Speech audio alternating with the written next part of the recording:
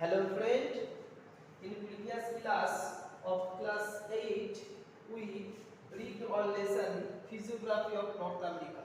আমরা এর পূর্বের ক্লাসে পড়েছিলাম উত্তর আমেরিকার ভূপ্রকৃতি। সেখানে ভূপ্রকৃতির মধ্যে আমরা তিনটে ভূপ্রকৃতি ভাগ পেয়েছিলাম উত্তর আমেরিকাতে। এক পশ্চিমে পার্বত্য অঞ্চল বা কর্ডিলেরা, দুই নম্বর বা মধ্যভাগের সমভূমি অঞ্চল, তিন নম্বর পূর্ব দিকের উচ্চভূমি। আমরা এখন পশ্চিমের পার্বত্য অঞ্চল নিয়ে আর আলোচনা করব না, যেহেতু আমরা আগের ক্লাসে পশ্চিমের পার্বত্য অঞ্চল বা কর্ডিলেরা পড়ে নিয়েছি। আমরা যেটা আলোচনা করব সেটা হলো মধ্যভাগের সমভূমি অঞ্চল। এইগুলো ঠিক আগের স্ট্রাকচারই থাকবে। বিষয় ভূগোল, অধ্যায় উত্তর আমেরিকা, উপ অধ্যায় উত্তর আমেরিকার প্রাকৃতিক পরিবেশ। আজকের পাঠ যেটা আমরা করব উত্তর আমেরিকার ভূপ্রকৃতির বাকি অংশটা, মধ্যভাগের সমভূমি অঞ্চলটা।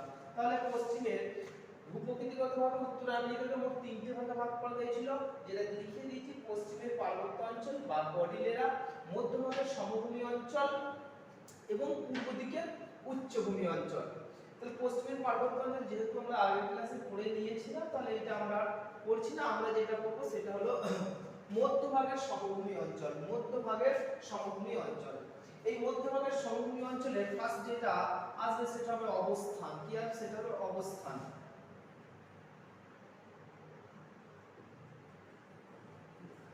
অবস্থান, মধ্যভাগের সমভূমি অঞ্চলের অবস্থান কি? যেহেতু ভূপ্রকৃতিকে আমরা তিনটে ভাগে ভাগ করেছিলাম, তাহলে মধ্যভাগ, এর মধ্যে आंसर আছে মধ্যভাগ।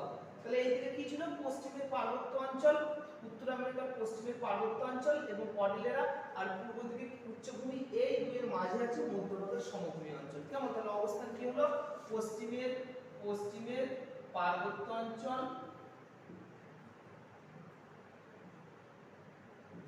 ও পূর্ব দিকের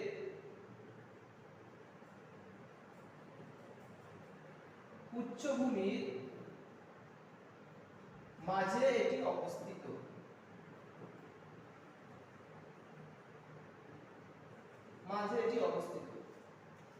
আমরা দেখলাম, বোর্ডে লিখে দিয়েছি, অবস্থান পশ্চিমের পার্বত্য অঞ্চল বা কর্ডিলেরা এবং পূর্ব দিকের উচ্চভূমির মাঝে এই মধ্যভাগের সমভূমি অঞ্চলটি অবস্থান করেছে।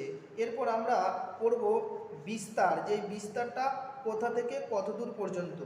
দেখো তোমাদের ম্যাপে দেওয়া আছে ভূপ্রকৃতির ম্যাপটা, ফিজিওগ্রাফি ম্যাপটা যদি পড়ো তাহলে সেখানে বুঝতে পারবে, বেশ বুঝতে পারবে যে সেখানে বিস্তার আমাদের কি দেওয়া আছে।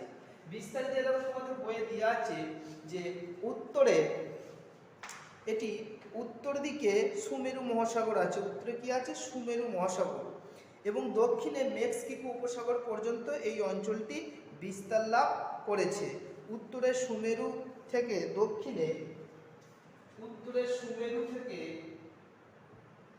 উত্তর দিকে সুমেরু সাগর থেকে দক্ষিণে মেক্সিকো উপসাগর। বিস্তার কি? উত্তর দিকে সুমেরু মহাসাগর আছে, সুমেরু মহাসাগর থেকে দক্ষিণে মেক্সিকো উপসাগর পর্যন্ত বিস্তার লাভ করেছে। তোমাদের ওটা ম্যাপে ওটা পেয়ে যাবে, ভালো করে বিস্তারটা ওইখানে দেওয়া আছে, ম্যাপটা দেখলে হয়ে যাবে। আমার কাছে ম্যাপ নেই বলে আমি দেখাতে পারছি না, যাই হোক। এরপর আমরা করব শ্রেণী বিভাগ, যে মধ্যভাগের সমভূমি অঞ্চলকে কয় ভাগে ভাগ করা যায়। শ্রেণী বিভাগ,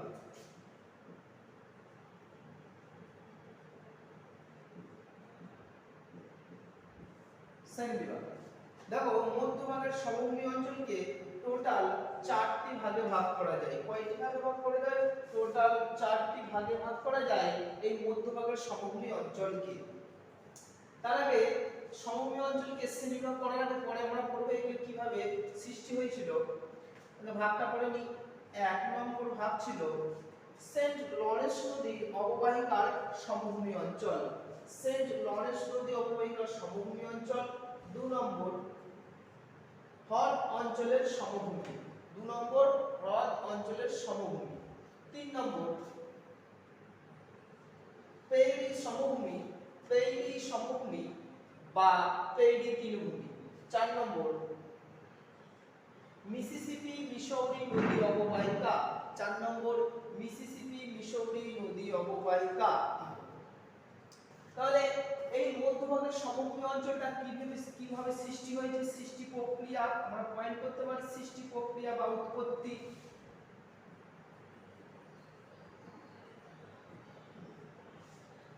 সৃষ্টি প্রক্রিয়া, এটা একটু এইদিকে লিখি, সৃষ্টি প্রক্রিয়া বা উৎপত্তি।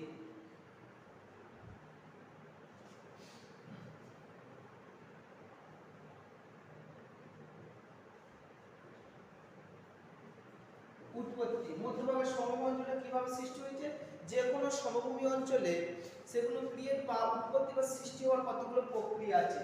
এই সমভূমি অঞ্চলটি আমরা বুঝতেই পারছি, এখানে সেন্ট লরেন্স নদী অববাহিকা আছে, সেন্ট লরেন্স নদী আছে, এছাড়া আর কি নদী আছে, এখানে পঞ্চহ্রদ আছে, আর তাছাড়া এখানে আছে মিসিসিপি নদী অববাহিকা। সুতরাং আমরা ভালোভাবে পরিষ্কার বুঝতে পারছি যে এই মধ্যভাগের সমভূমি অঞ্চলটাতে পশ্চিমের যে পার্বত্য অঞ্চল থেকে নদীগুলো সৃষ্টি হয়েছে, যেমন সেন্ট লরেন্স নদী, পঞ্চহাট, মিসিসিপি নদী অববাহিকা, তারা ক্ষয়কার্যের ফলে নুড়ি, কাঁকড়, বালি যেগুলো সঞ্চয় করেছে সেগুলো এই মধ্যভাগে নিম্নভূমিতে সঞ্চয় কার্যের ফলে সমভূমির সৃষ্টি করেছে। এছাড়া আরো একটা ইম্পর্টেন্ট সৃষ্টি প্রক্রিয়া আর একটা কারণ, সেটা হলো হিমবাহের সঞ্চয় কার্যের ফলে সৃষ্টি হয়েছে। পশ্চিম এবং উত্তরের পার্বত্য অঞ্চল থেকে হিমবাহ ক্ষয়কার্যের ফলে নদী, কাঁকড়, বালি প্রভৃতিগুলো সেগুলো কি হয়, নিম্নভূমিতে পড়ে কিছু সমভূমির সৃষ্টি হয়েছে, যেমন হ্রদ অঞ্চলের সমভূমি, এই কারণে পঞ্চহ্রদটা সৃষ্টি হয়েছে। এবার আমরা ফার্স্ট যেটা নিয়ে আলোচনা করব সেটা হলো সেন্ট লরেন্স নদী অববাহিকার সমভূমি। এটা বলার আগে আরেকটু বলি, উৎপত্তির পর বৈশিষ্ট্যটা নিয়ে একটু আলোচনা করি। বৈশিষ্ট্য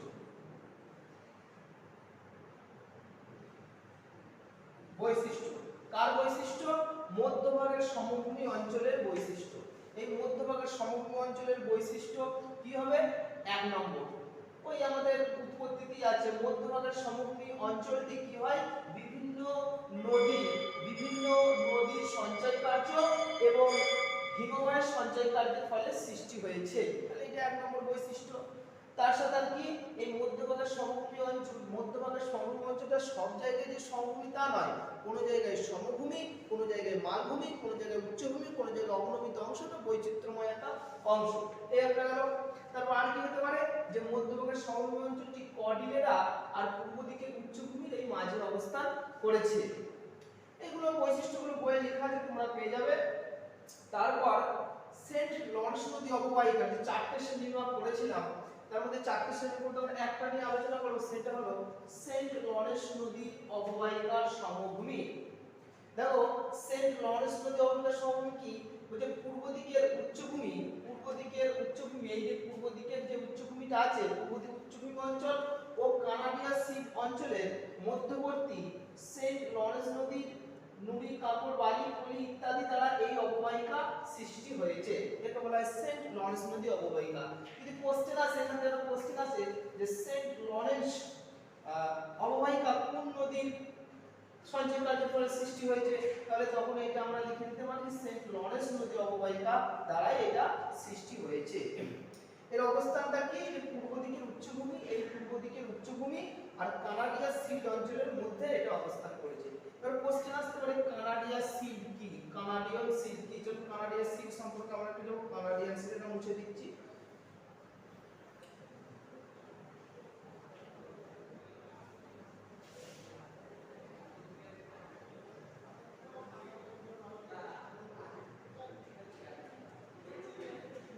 কানাডীয় সিল্ড কি, কানাডীয় সিল্ড কি? দেখো কানাডীয় সিল্ডটা কি, দেখো আমাদের মহাদেশটা যে উত্তর আমেরিকা মহাদেশ আছে, উত্তর আমেরিকা মহাদেশের উত্তরে একটা উপসাগর আছে যার নাম হলো হাডসন উপসাগর।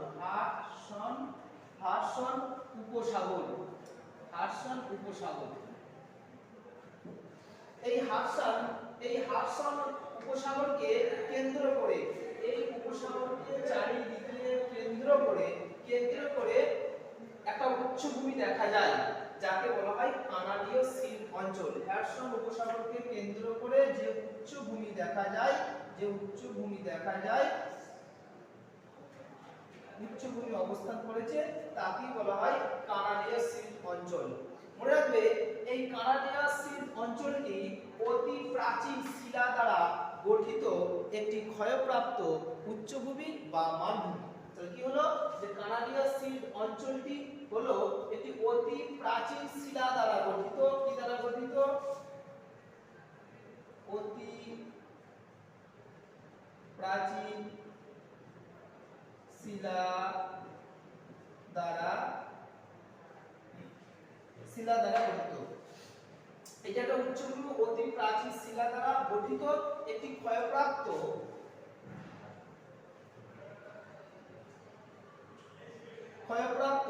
উচ্চভূমি বা মালভূমি। ক্ষয়প্রাপ্ত উচ্চভূমি বা মালভূমি, একে সেন্ট লরেন্স নদী বা সেন্ট লরেন্স মালভূমিও বলা হয়। যেহেতু একটা সেন্ট লরেন্স নদী অববাহিকা অঞ্চলে প্রাচীন অবস্থান করেছে, তাই একে সেন্ট লরেন্স মালভূমিও বলা হয়। তাহলে আর বলতে গেলাম যে কানাডীয় সিল্ট কি? কানাডীয় সিল্ট কি? যে পূর্ব মহাদেশের উত্তরে হাডসন উপসাগরকে কেন্দ্র করে যে উচ্চভূমি অবস্থান করেছে তাকে কানাডীয় সিল্ট বলা হয়। এটি অতি প্রাচীন শিলা দ্বারা গঠিত একটি উচ্চভূমি বা মালভূমি, একে লরেন্স মালভূমিও বলা হয়। এটা খুব ইম্পর্টেন্ট কোশ্চেন একটা, যে কানাডীয় সিল্ট কি, এটা ইম্পর্টেন্ট কোশ্চেন একটা, ভেরি ভেরি ইম্পর্টেন্ট কোশ্চেন। যে কানাডীয় সিল্ট কি পরীক্ষায় আসতে পারে, যে কানাডীয় সিল্ট কি, তোমরা একটা খাতায় লিখে নেবে কানাডীয় সিল্ট কি। যাক, আমরা সেন্ট লরেন্স অববাহিকা অঞ্চলটা পেলাম। এবার পড়বো আমরা হ্রদ অঞ্চলের সমভূমি। হ্রদ অঞ্চলের সমভূমি, এই হ্রদ অঞ্চলের সমভূমিটি বড় বৈচিত্র্যময়। 5টি হ্রদ নিয়ে এটি অবস্থান করেছে। ক্ষয়কার্যের ফলে 5টি বৃহৎ হ্রদ অঞ্চলের সৃষ্টি হয়েছে এই মধ্যভাগের সমভূমি অঞ্চলের অনেকটাই নিচুটাই। এই হ্রদ সমভূমির পঞ্চহ্রদগুলি কি কি? তাহলে পঞ্চহ্রদগুলো আমরা একটু লিখে নিই।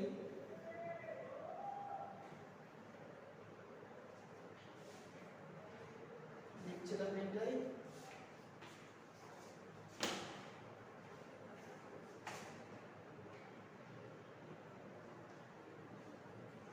পঞ্চহ্রদগুলো কি কি? এই পঞ্চহ্রদের মধ্যে 1 নম্বর হলো সুপ্রিয়র,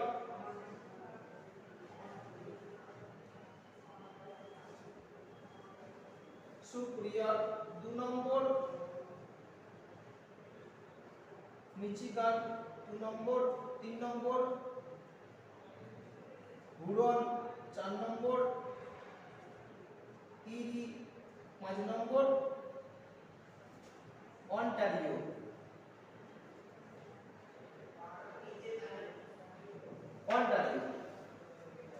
তাহলে দেখো যে হ্রদ অঞ্চলের পঞ্চহ্রদটির নাম কি?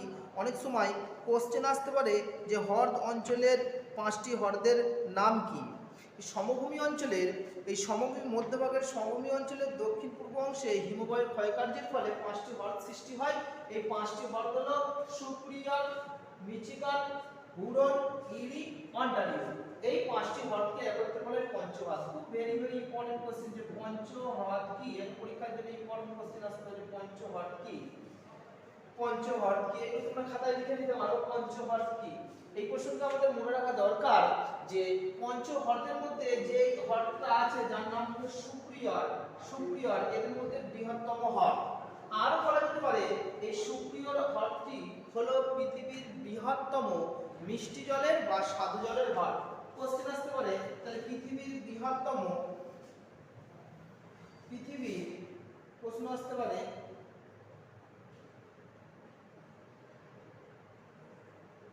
পৃথিবীর বৃহত্তম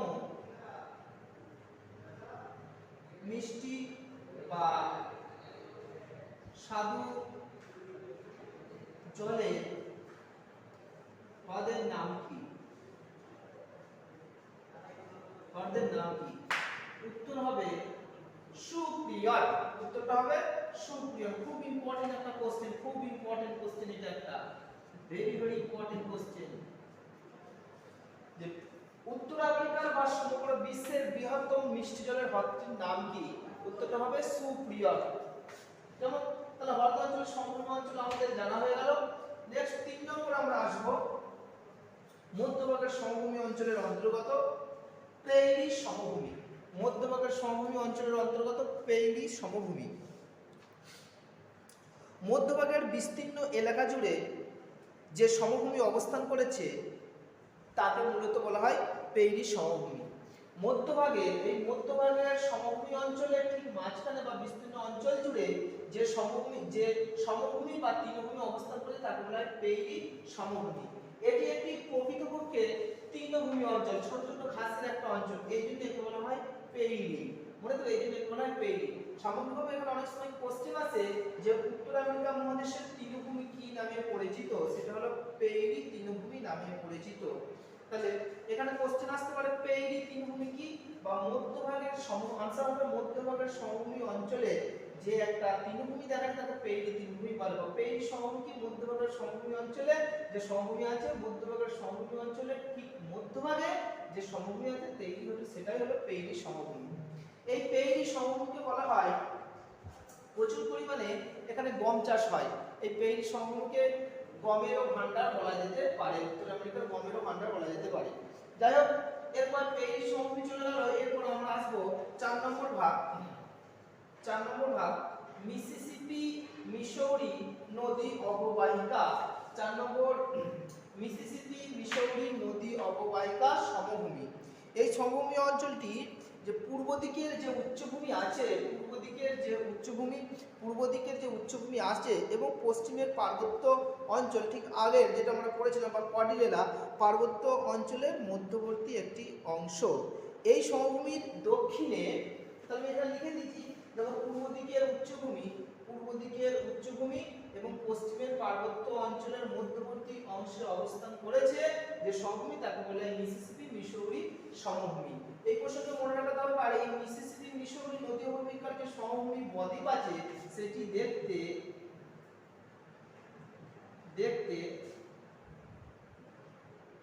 অনেকটা পাখি পায়ের মতো, তাহলে এখানে আমাদের যেদিকে দরকার যে মিসিসিপি মিসৌরি নদী অববাহিকার সমভূমি অঞ্চলের যে বদ্বীপ সেটি দেখতে কেমন, পাখির পায়ের মতো। খুব একটা ইম্পর্টেন্ট কোশ্চেন, কেমন দেখতে। তাহলে মোটামুটি ভাবে আমাদের মধ্যভাগের সমভূমি অঞ্চল হয়ে গেল।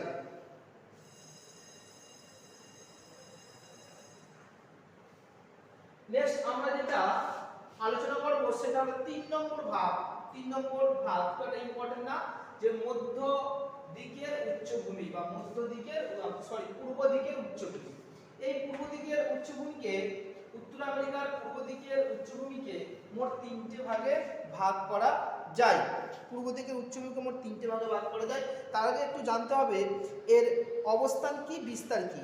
উত্তরে দেখো তোমাদের ম্যাপে আছে, উত্তর দিকে উত্তর লাব্রাডার থেকে দক্ষিণে আলবামা পর্যন্ত উত্তর আমেরিকা মহাদেশের পূর্ব ভাগ পর্যন্ত এটি বিস্তৃত।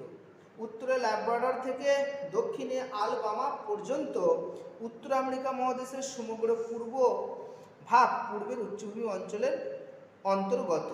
এতে 3টে উচ্চভূমি অবস্থান করেছে। 1 নম্বর হলো উত্তর দিকে লাব্রাডার মালভূমি, দক্ষিণের অ্যাপেলেসিয়ান পার্বত্য অঞ্চল ও 3 নম্বর মধ্যভাগের নিউ ইংল্যান্ড উচ্চভূমি।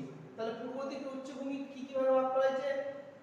1 উত্তরে লাব্রাডর মালভূমি, 2 দক্ষিণের অ্যাপেলেসিয়ান পার্বত্য অঞ্চল, 3 মধ্যভাগের নিউ ইংল্যান্ড উচ্চভূমি।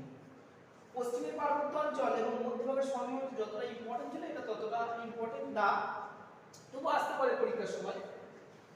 এবার আমরা কোশ্চেন নিয়ে আলোচনা করব, তাহলে ইম্পর্টেন্ট কোশ্চেন তোমাদের কি কি আসতে পারে। এত পর্যন্ত আমাদের উত্তর আমেরিকার ভূপ্রকৃতি বা ফিজিওগ্রাফিটা হয়ে গেল। এরপর কি কি পরীক্ষা আসতে পারে? পরীক্ষা 1 নম্বর কোশ্চেন আসতে পারে যে উত্তর আমেরিকা মহাদেশকে ভূপ্রকৃতিগতভাবে ভাগ করে যে কোনো একটি ভাগের পরিচয় দাও। 5 নম্বর পরীক্ষায় আসতে পারে। 2 নম্বর কোশ্চেন যে কর্ডিলেরা কি? কর্ডিলেরা কি?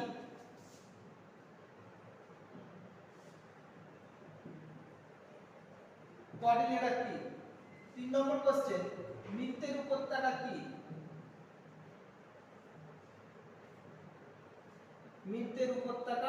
কি? এটা 2 নম্বর আসতে পারে, কর্ডিলেরা 2 নম্বর আসতে পারে। 4 নম্বর কোশ্চেন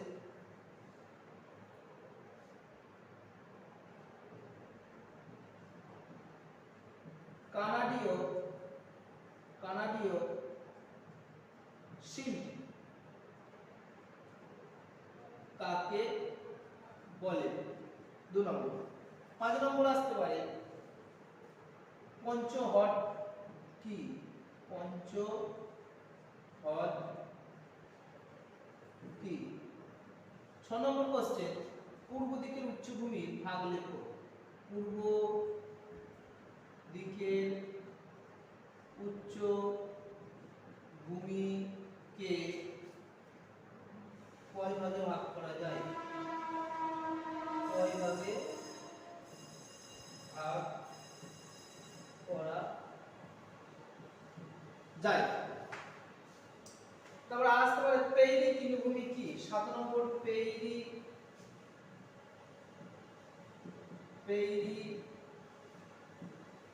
তৃণভূমি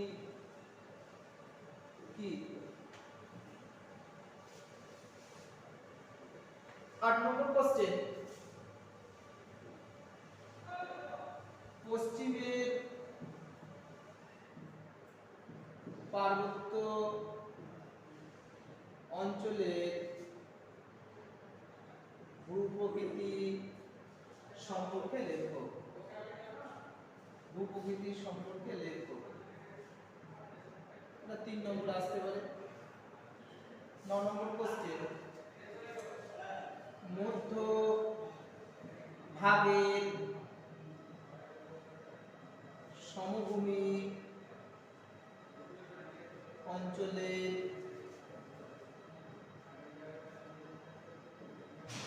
সংক্ষিপ্ত বর্ণনা দাও। 10 নম্বর তো এটা 3 নম্বরে আসতে পারে। নেক্সট কোশ্চেন, পাখির পায়ের মতো দেখতে বদ্বীপ সমভূমির নাম কি? বদ্বীপ সমভূমির নাম কি? 11 নম্বর কোশ্চেন, এটা 1 নম্বর আসতে পারে। 11 নম্বর কোশ্চেন আসতে পারে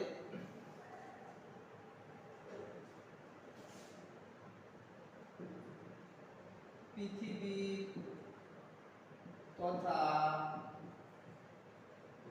উত্তর আমেরিকার বৃহত্তম মিষ্টি বা স্বাদু জলের হ্রদের নাম কি? পৃথিবীর তথা উত্তর আমেরিকার বৃহত্তম মিষ্টি বা স্বাদু জলের হ্রদের নাম কি? এটা 1 নম্বর আসতে পারে। সো ফ্রেন্ড, মোটামুটি ভাবে আমাদের এই এতগুলো কোশ্চেন করে নিলেই হবে। এরপর বাকিটা তোমরা একটু বইয়ে রিডিং করে নেবে, ডিটেইলস করে নেবে। আজ আর কিছু করছি না। তোমরা খুব ভালো থাকবে, সুস্থ থাকবে। ধন্যবাদ।